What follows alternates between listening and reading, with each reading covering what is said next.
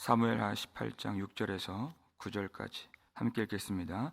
이에 백성이 이스라엘을 치러 들로 나가서 에브라임 스풀에서 싸우더니 거기서 이스라엘 백성이 다윗의 부하들에게 패하매 그날 그곳에서 전사자가 많아 2만 명에 이르렀고 그 땅에서 사면으로 퍼져 싸웠으므로 그날의 스풀에서 죽은 자가 칼에 죽은 자보다 많았더라. 압살롬이 다윗의 부하들과 마주치니라. 압살롬이 노새를 탔는데 그 노새가 큰 상수리 나무 번성한 가지 아래로 지날 때 압살롬의 머리가 그 상수리 나무에 걸림에 그가 공중과 그 땅 사이에 달리고 그가 탔던 노새는 그 아래로 빠져 나간지라. 아멘. 다윗이 전쟁에 출정하는 지휘관들과 백성들에게 나를 위하여 젊은 압살롬을 너그러이 대우하라, 이 당부를 해 주었습니다. 이 전쟁은 왕으로서 왕권을 회복하는 일과 또 아버지로서 아들을 사랑하는 왕권 회복과 아버지의 사랑 간의 전쟁이라고도 말할 수 있는 이 전쟁입니다. 이럴 수도 없고 저럴 수도 없는 그 마음을 누가 알겠습니까? 우리 아버지의 마음. 이 세상은 이미 갈 때까지 간 폐역하고 어그러진 세상입니다. 하나님은 언제든지 다시 오셔서 하나님의 능력과 위엄을 드러내실 수 있는 권능의 하나님이십니다. 이제 그렇게 지금 하지 않으시는 이유, 오래 참으시는 이유, 베드로후서 3장 9절 말씀, 오직 주께서는 너희를 대하여 오래 참으사 그랬어요. 그 너희는 교회를 향한 말씀입니다. 너희를 향하여 오래 참으사 아무도 멸망하지 아니하고 다 회개하기에 이르기를 원하시느니라. 이게 하나님께서 참으시는 이유다 하는 것이에요.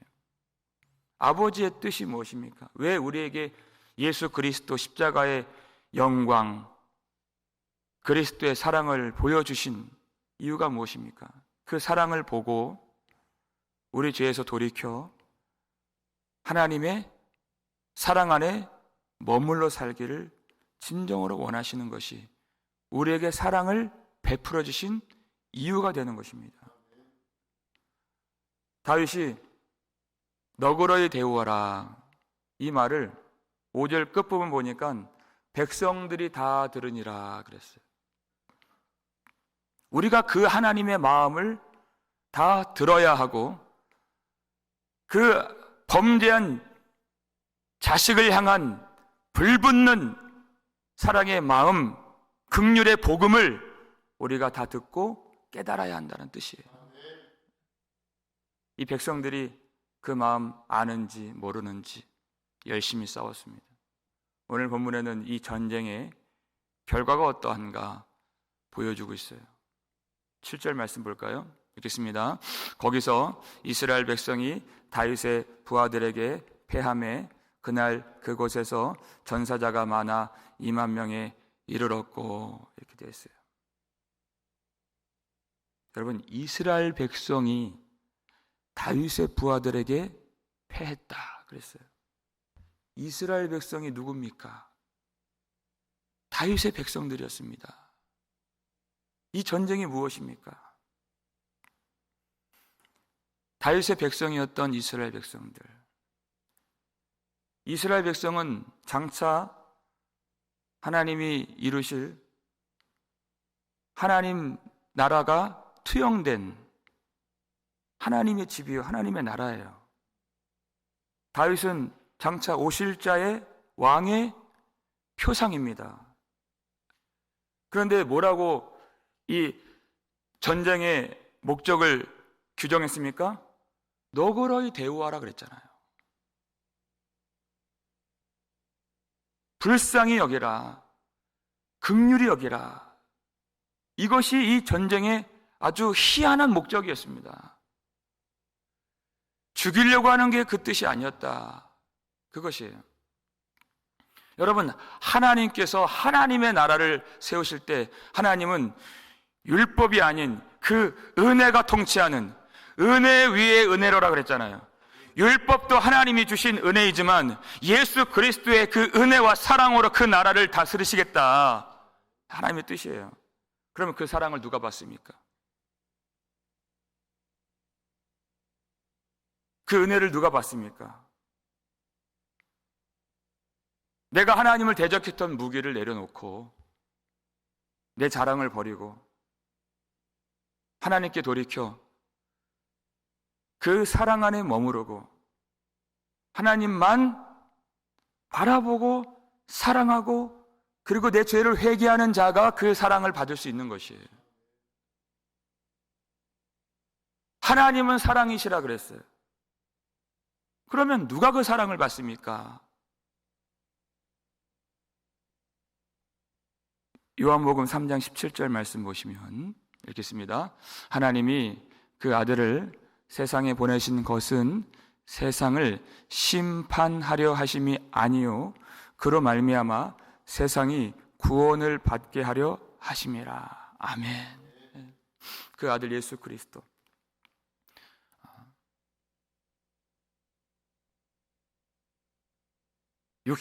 육신으로 태어나시고 고통과 수치가 가득한 십자가의 길 걸어가신 예수님을 믿는 자들, 그리고 예수 그리스도께서 십자가에서 우리 모든 죄를 위하여 죽으신 그 사랑을 의지하는 자들, 그 사랑에 감격하여서 자기 자신을 향한 사랑을 버리고 우리 아버지께로 돌이키는 자가 아버지의 사랑을 받을 수 있다는 것이에요. 하나님이 그의 아들을 이 땅에 보내신 이유는 이 땅을 심판하시기 위해서 보내신 것이 아닙니다. 그런데 그렇다고 해서 하나님이 이 세상을 심판하지 아니하신다? 그 뜻도 아니에요. 반드시 심판은 있습니다. 그러나 하나님이 기뻐하시는 뜻은 그 심판의 그 권능을 보여주시는 그것이 아니라 하나님이 사랑을 보여주실 때 그 사랑을 받고 그 사랑을 의지하고 하나님께로 돌아오기를 원하신다는 뜻이에요.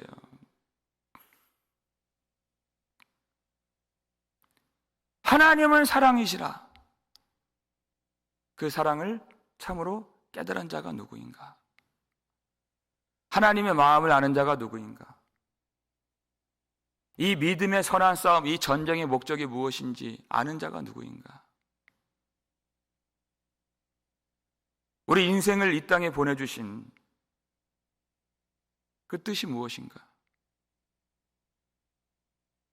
여러분, 하나님이 우리를 어디로 인도하시겠습니까?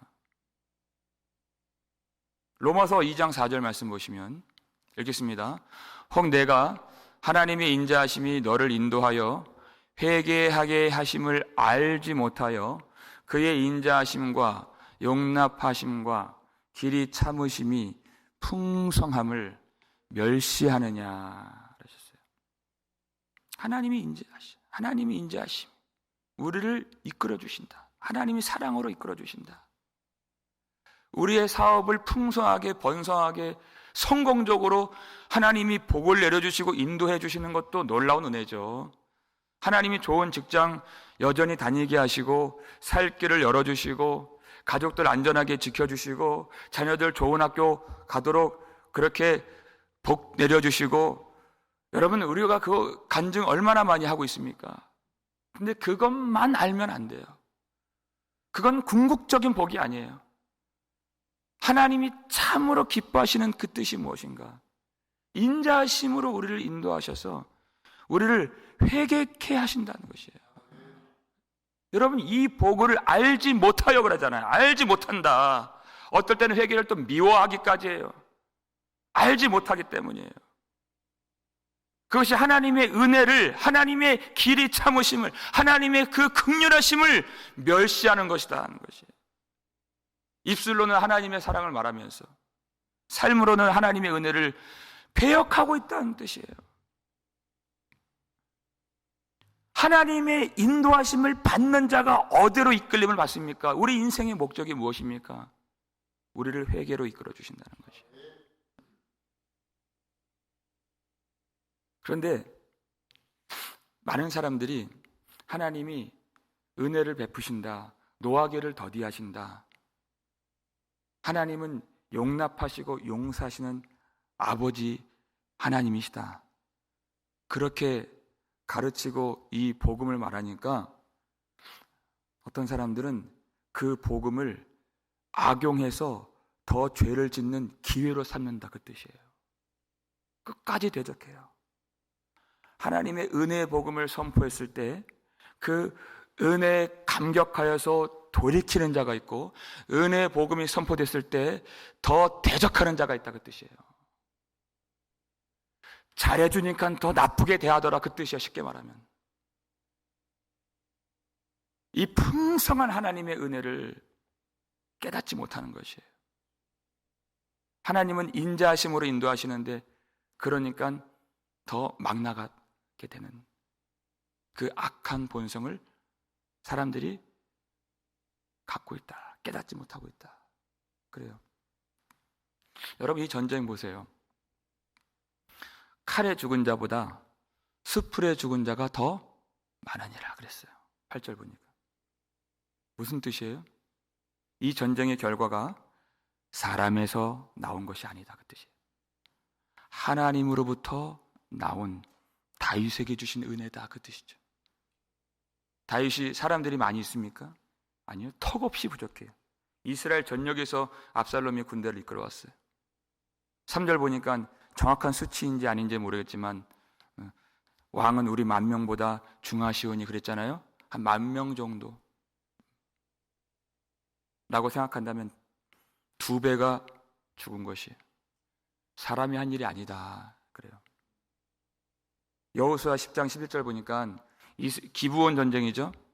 하나님이 태양을 멈추게 하신 그 전쟁에서 칼에 죽임을 당한 자보다 우박에 죽은 자가 더 많으니라. 똑같은 표현이에요. 열심히 싸워서 그렇게 해서 이긴 것이 아니라 하나님이 그 수풀이 우거짐을 통하여서 은혜를 베풀어 주셨다. 다윗과 약속해 주셨잖아요. 내 집과 내 나라가 내 앞에서 영원히 보존되며 그랬어요. 다윗이 잘한 것이 있나요? 아니요. 언약 안에 머물러 있는 것이에요. 너의 왕위가 영원히 견고하리라. 하나님은 그 언약을 신실하게 지키신 하나님이십니다.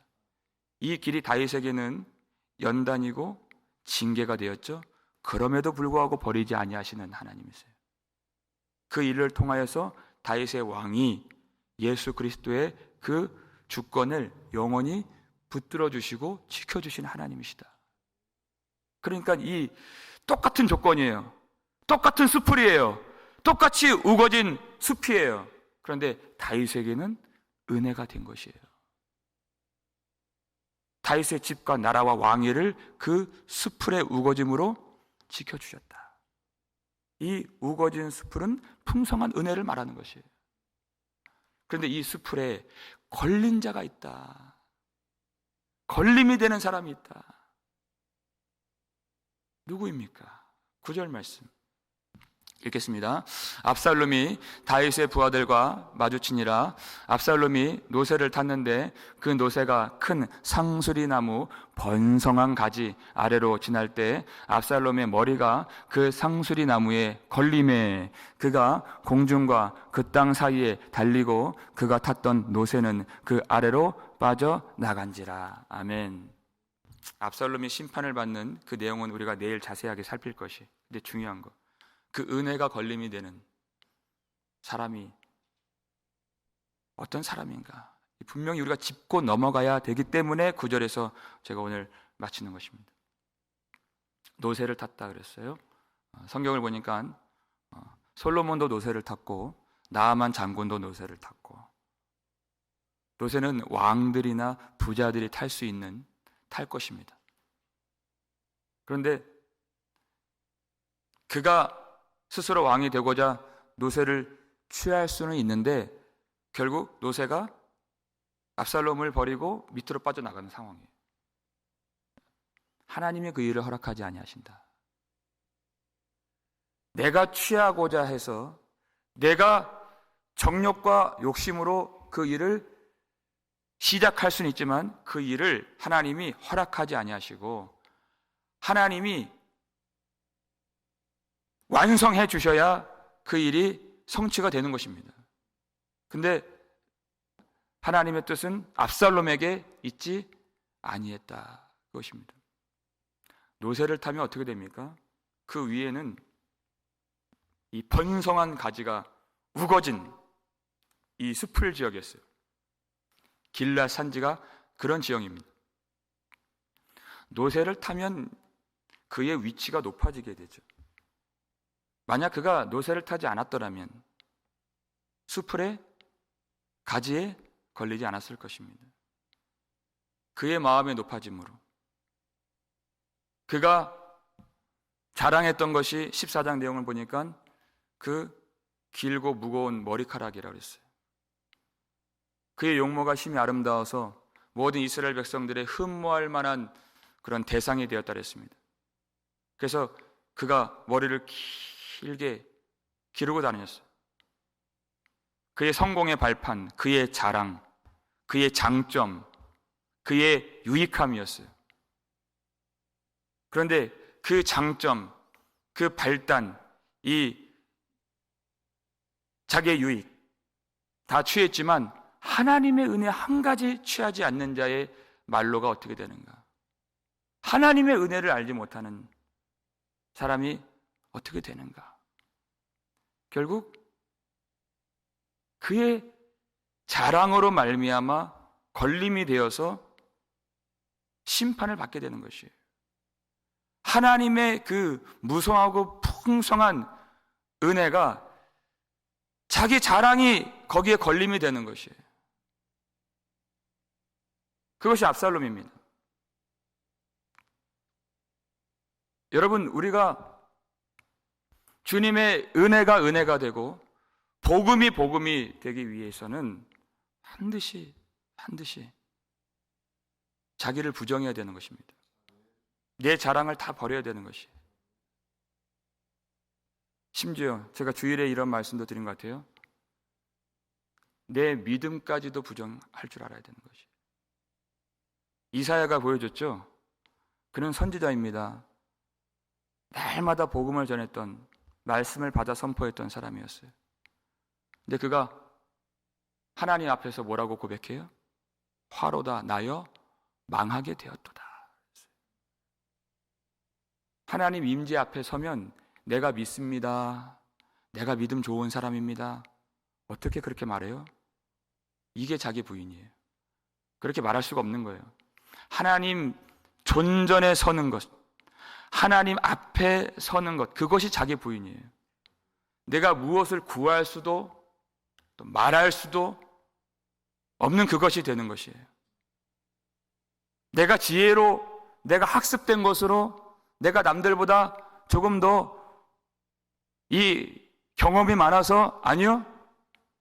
하나님 본 거예요. 그것이 하나님 앞에 사는 것이에요. 내가 무엇인가 열심히 섬겼다 하는 것도 내 자랑이 될 수가 없어요. 그건 무조건 은혜입니다. 은혜 아래 다 감춰지는 것이, 그 풍성한 은혜만 나타나는 것이지 내 자랑이 있으면 그것이 걸림이 되는 것이에요. 내가 많이 기도했다? 아니요. 내가 교회를 섬겼다? 아니요. 바울이 뭐라고 고백했습니까? 내가 모든 사도보다 더 수고하였지만 내가 한 것이 아니요 그랬잖아요. 자기를 부정하잖아요. 오직 나와 함께 하신 하나님의 은혜로라 그랬어요. 그 번성하고 무성한 그 은혜만 남는 것이에요. 그것이 하나님이 우리를 인자하심으로 이끌어 주시는 길이 되는 것입니다. 하나님의 은혜만 남으면 불평할 것이 없고 어려울 것이 없고 남들 판단할 것도 없고 왜 저렇게 안 하느냐 할 말도 없는 것이 내게 주신 은혜. 은혜를 주시면 세우는 자가 되지 판단하는 자가 될 수 없는 것이. 억울할 것도 없고 원망할 것도 없고 근심할 것도 없고 외로울 것도 없고 나와 함께 하신 하나님의 은혜로라. 우울할 것도 없고 낙심할 것도 없고 하나님이 주신 은혜만 무성한 것이. 언제요? 내가 낮아지고 내가 나귀에서 내려와서 주님을 바라볼 때 감사가 넘치고 찬송이 터져나오고 내가 무엇이 간데 이러한 은혜를 주시는가. 망할 수밖에 없는 나에게 예수 그리스도, 나를 위해서 십자가에서 죽임당하신 주님의 은혜로 나를 하나님의 백성 되게 하신 그 사랑만이 마음에 감격하여서 내 모든 정욕의 무기, 내 모든 욕심의 칼을 다 내어버리고 그 주님 사랑의 품에 안기는 것입니다. 그것이 하나님이 우리를 이끌어주시는 인도하심입니다. 그 말이 무엇이에요? 인자하심으로 인도하여 회개케 하심을 알지 못하느냐 그랬어요. 내가 나를 부인하는 것도 내 노새에서 내려오는 것도 내가 하는 일이 아니다. 하나님이 이끌어주시는 것이에요. 하나님이 은혜를 부어주셔서 하나님이 하시는 일이다. 그러니까 복음이 복음되게 하는 것도 하나님의 택정함에 있는 것입니다. 베드로전서 2장 7절 보니까 이 복음, 이 보배, 예수 그리스도 믿는 우리에게는 보배이나 그랬어요. 복음이 믿는 자에게는 복음이에요. 능력이에요. 생명이에요. 보배인 것입니다. 무엇과도 바꿀 수 없는 보배예요. 근데 믿지 않는 자들에게는 부딪히는 돌과 걸려 넘어지게 하는 바위가 되었다 하였느니라 그랬어요. 똑같은 은혜, 똑같은 복음, 똑같으신 예수 그리스도예요. 누군가에게는 구원의 주님이 되시고 누군가에게는 심판의 주가 되신다. 우리에게는 보배로운 주님, 자기 자랑이 남아있는 마음이 높아진 자들, 하나님의 은혜와 부딪힘이 되고 걸림이 되는 자들, 그들에게는 예수 그리스도가 구원의 반석이 아니라 걸려 넘어지게 하는 바위가 되었도다 하는 것이에요. 그러니까 우리는 복음을 곡해할 것이 아니라 복음을 복음되게 하는 것이에요. 복음을 사람에게 맞추는 것이 아니라 복음을 참으로 선포하여서 하나님의 백성이 하나님의 백성 되도록 만드는 것이 우리의 사명인 줄 믿으시길 바랍니다. 복음을 꺾겠습니까? 그럴 수 없는 것이에요. 복음을 깨닫게 만들어주시는 것이 하나님의 역사요, 하나님의 인도하심입니다. 그 하나님의 손에 붙들린 바 되어서 우리의 마음을 낮추어서 오직 그 무성하고 번성한 하나님의 은혜만 자랑하고 하나님의 은혜만 낳는 인생, 복음이 복음되는 교회가 되어서 하나님 은혜 속에 그 십자가에서 죽으신 예수 그리스도만 사랑하여 마음을 낮추고 참으로 회개하는 저와 여러분 되시기를 주의 이름으로 축원합니다. 우리 아버지 감사를 드립니다. 아버지 하나님, 세상에 알 수 없는 이 복음, 이 은혜, 이 보배로운 이 말씀 우리에게 걸림이 되지 않도록 도와주시옵소서. 아버지 하나님, 우리에게 하늘의 것을 말씀하실 때 땅의 것으로 대적하지 않도록 도와주시옵소서. 우리가 늘 실패하고 연약하고 무지할 때가 많이 있나이다. 우리를 불쌍히 여겨 주옵소서. 아버지 하나님, 아버지께서 인도하시는 그 인자하심을 우리가 멸시하지 않도록 도와주시고, 주님이 은혜를 베풀어 주시고 주님이 용납하시고 용서하신다 말씀하실 때 더 주님을 사랑하고 의지하는 참 하나님의 백성, 믿는 자녀들 되게 하여 주시옵소서. 아버지 하나님, 이 싸움 너그럽게 대우하라 은혜를 베푸시기 위하여서 행하신 그 모든 일 가운데에서 하나님의 뜻을 깨닫지 못하여서 더 끝간데 없이 세상으로 나아가고 욕심을 품고 아버지를 대적하는 자들 한 사람도 없도록 아버지 이 교회를 축복하여 주옵시고, 아버지의 은혜가 밀려와서 나의 모든 욕심의 칼과 창과 무기를 다 내어버리고 내 자랑 삼았던, 내 유익되었다 생각되었던, 내 모든 그런 성공의 발판이라고 생각됐던 것까지도 다 부정하고 부인하여서 하나님의 은혜만 간절하게 의지하고 붙들 수 있는 참 믿음 우리에게 허락하여 주시옵소서. 그래서 그 은혜만 자랑되고 그 은혜만 넘쳐나서 오직 내가 한 것이 아니요 나와 함께 하신 하나님의 은혜로라, 이 진정한 고백으로 십자가만 의지하면 주 앞에 나아갈 수 있는 거룩한 백성, 승리하는 백성들 되게 하여 주시옵소서. 날마다 복음을 우리에게 들려주시고 복음을 꺾고 사람에게 맞추지 않도록 도와주시고 우리가 주님께로 돌아갈 수 있는 그 생명의 길을 열어주셔서 우리 모든 성도들 날마다 겸손하게 십자가 의지하며 그 생명길 나아갈 수 있도록 축복하시고 또 위로하여 주시고 깨닫게 하시고 또 인도하여 주시고 힘을 주시옵소서. 아버지 하나님, 그 길, 회개에 합당한 열매를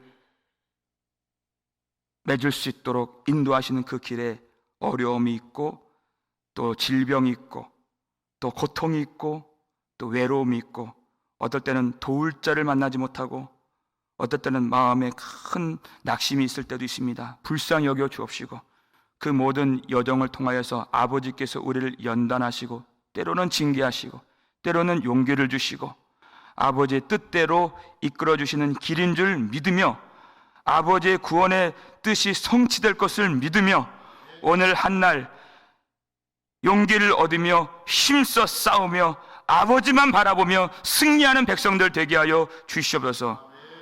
어제도 수술 받은 성도가 있었습니다. 은혜 가운데 인도해 주셔서 감사드립니다. 회복의 은혜를 허락하여 주옵시고 오늘도 큰 수술이 있는 지체가 있습니다.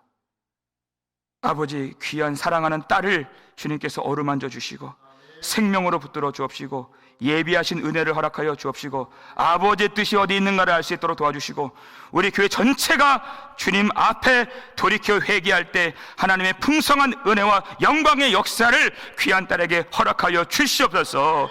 하나님의 위로와 능력과 힘을 그 가정에 허락하여 주옵시고 하나님 넉넉하게 예수 그리스도로 말미암아 모든 일에 이기는 귀한 종들 될 수 있도록 축복하여 주시옵소서. 아버지께서 그 자리에 함께하여 주실 줄 믿습니다. 우리가 기도할 때 은혜를 더하여 주시옵소서. 감사를 드렸고 우리를 구속해 주신 예수 그리스도의 이름으로 축복하며 기도 올리옵나이다. 아멘.